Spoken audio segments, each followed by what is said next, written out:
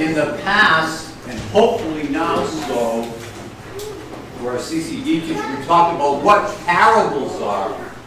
Does anybody know what a parable is? Raise your hand. Come on, seminarians. Jeff? Short story that teaches a lesson. A short story that teaches a lesson. Perfect. Perfect. You passed that exam. A short story that teaches a lesson. And Jesus is going to use a lot of short stories in his preaching. Today's parable is about things that are lost. And if we keep reading on, I always tell you, if you read the gospel or you listen to the gospel at Mass, always look a little bit before it and a little bit after it, and you're going to find out a little bit more. Today is about lost money, lost coin, lost, later on we will see it's going to be about a lost son. We call it the prodigal son. And also today, lost sheep. Lost sheep, lost coin, and then further on, lost son. The scriptures tell us that Jesus, and we have a picture of Jesus over here called an icon, we call Jesus the great and good shepherd. Like good shepherds, Jesus is always watching over us, protecting his sheep, and always wanting to make sure that whatever they do in life, that they finally come home. And in scriptures, in Matthew, Luke, and John, one of the parables is this parable about the lost sheep. But it starts off with that Jesus eats with sinners and tax collectors, and it reminds me of when I was teaching RCIA in our parish a few years ago, and one of the people there, it was a different translation, and one of the kids there said, I never knew that Jesus ate with Republicans. That parable was publicans, which is a tax collector. And I got a good laugh. I said, of course he eats with Republicans. He eats with Democrats, doesn't he? So I'm sure he'll eat with Republicans. So Jesus told this parable about the shepherd. He said that if a man or a shepherd had lost one of them, if 99 stayed close while one strayed a little bit, would he not go after that one that strayed? Thank God I can tell you he's a good shepherd, because I ran off the farm many times in my life. After I left seminary the first time, I ran off the farm. I ran off the good shepherd because I thought I knew better. I thought I knew better. I always stayed close to Jesus, but I stopped going to church. I was like, I don't need to go to church. I could talk to Jesus in the wind. I could talk to Jesus in front of a mountain, which is also true. However, he kept calling me, and I could hear him. I knew it wasn't a wrong number, but I could hear him over and over again, and I would say, not today, not today. But finally, I realized he's going to be after me until I answer him. And finally I said, here I am, Lord. I've come to do your will. I don't always do it the best, I must admit. However, I answered that call, and I ask you today as well to answer that call. There are times in our life when we do wander off the reservation. Don't think that these times are not good for you. They are good for you. They teach you what it is like to be without a shepherd.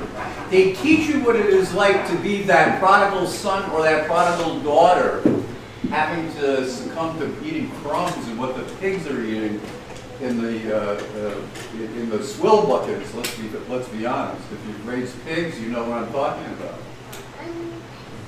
But finally, we wake up. The Buddhists call it enlightenment. We wake up and we realize, I should be going to church on Sunday. I should be getting closer to the Lord. I should be following him as one of his sheep. And it does take some time. And give yourself some time. Don't feel bad that you might have wasted. I wasted so many years, my God. I would go to clubs on a Friday night. I'm not proud of this, but I would drop enough money on Friday and Saturday night to pay for a mortgage on a house. Because I love to go dancing. And I'd go dancing Friday night and Saturday night.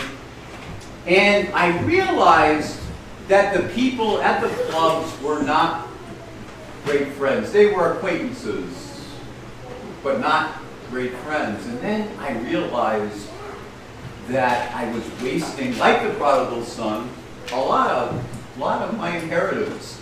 Both my physical inheritance, the money that I was making every week, and my spiritual inheritance. We have a couple of inheritances that God gives us. Then I realized I need to find God again. We all need to find God again. The country's in such a mess because they've lost the Good Shepherd. Let's make no bones about that.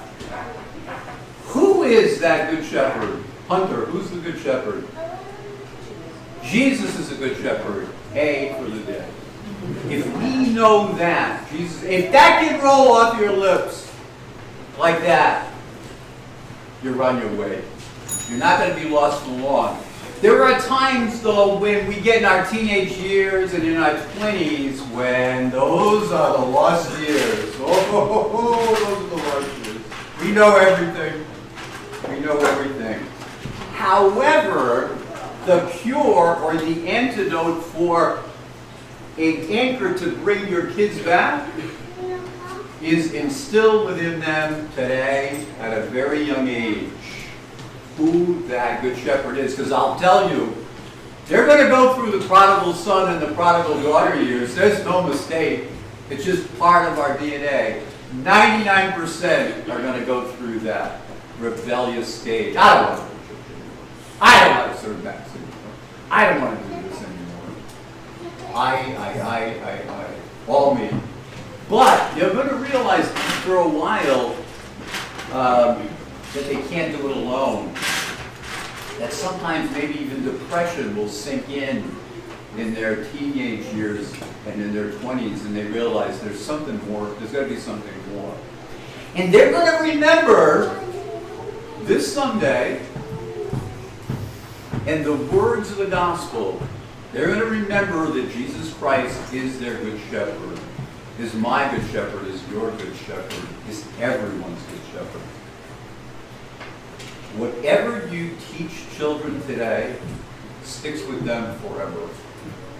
Sometimes I remember, I think I'm going crazy, I'll be sitting either praying or watching television. It probably happened to you, and I'll think of something that happened when I was 4 years old. And I'll say to myself, oh my God, I thought I forgot that. But these things, these spiritual truths about the lost coin, about the Good Shepherd, Jesus being the Good Shepherd, going out and finding those who are lost. When you're lost, he keeps looking. He keeps looking when you're lost. So know that he's going to be always with you. Even though you feel like you're 10,000 miles away, that you're on the moon, he is still your Good Shepherd. And there's a beautiful picture, they call it the footprints in the sand, and with only one set. I'm sure everybody's seen it. They sell it at La Salette, they sell it just about on Amazon, everywhere. And where were you, God, when I was lost and I needed a shepherd? Where were you? And God answers back, I carried you. I carried you. So if you should know today that God has carried me, the worst of all sinners, had carried me through. Amen. And I thank God that he did. I thank God he did, because now I get to look at your faces every Sunday. I get to work with you on yard sales.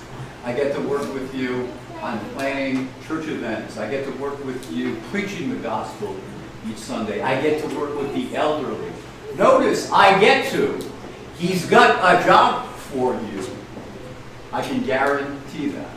I don't know what it is. You got to ask him yourself. He'll reveal it to you as he revealed it to me. But never give up, as he never gives up on you. Amen?